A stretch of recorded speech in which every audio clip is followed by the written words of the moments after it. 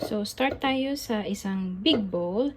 And of course, prepare ko na lahat ng ingredients.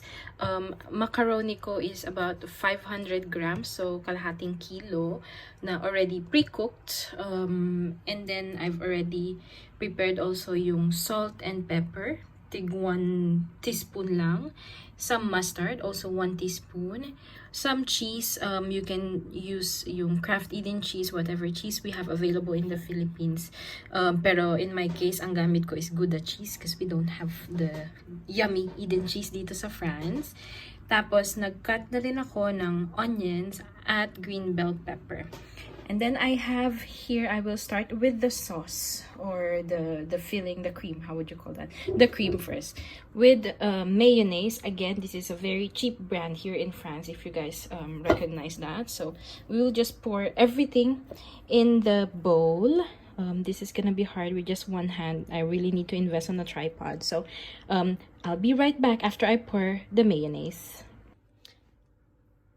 Ayan, so ngayon nasa bowl na yung ating mayonnaise. Bale, it's about 470 grams na mayonnaise. And ngayon, ang idadagdag natin is mustard. So, like I said kanina, mga 1 tablespoon lang ng mustard, okay na.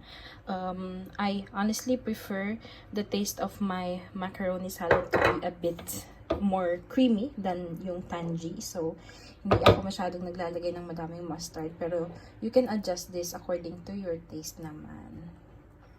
After the mustard, maglalagay naman tayo ng cream. So, heavy cream ang gamit ko. Pero, similar product niyan sa Philippines is yung Nestle cream na madalas ginagamit sa mga fruit salad, mga ganun. So, we just add that there.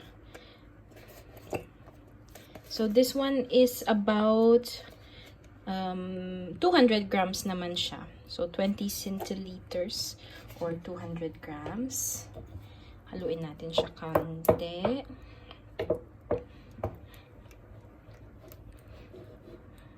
Okay. And then, dadagdag natin yung ating salt and pepper.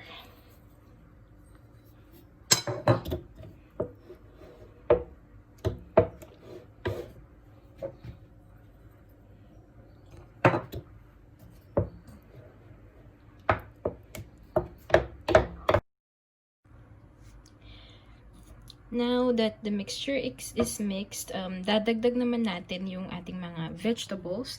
So, I only have white onion at saka green bell pepper. Pero, it's up to you. Pwede mo din dagdagan siya ng other veggies like carrots or celery, madaming herbs, ganyan. Pero ako, I'm keeping it simple. Actually, I'm making this macaroni salad just because I have the ingredients as leftover.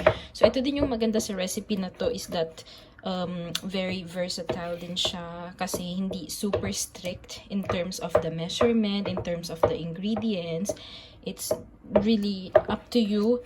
Basta pwede siyang super basic, pwede din siyang super fancy. Nasa preference mo siya.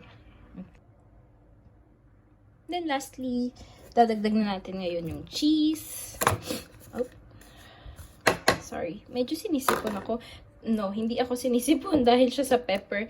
Nung binudbud ko yung paminta kanina, medyo hatching dapat ako pero napigil yung hatching. Alam mo ba yung feeling na ganun? Yung nahahatching ka tapos hindi siya matutuloy, mauudlot yung hatching mo. So, sayang yung sarap ng hatching.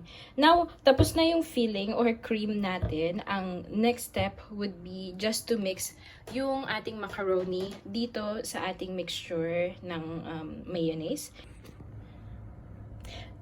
Now, medyo madami yung servings na gagawin ko kasi I will refrigerate it and keep it for later. Pero, what I will recommend din, para mas madali yung paghalo ninyo is, gradually nyo lang i-add yung inyong inyong macaroni sa mayo. So, wag nyong idadagdag lahat. Yan, tapos na ang ating macaroni salad. Lalagay lang siya sa fridge for 30 minutes at least. And then, pwede na siyang iserve. Yum!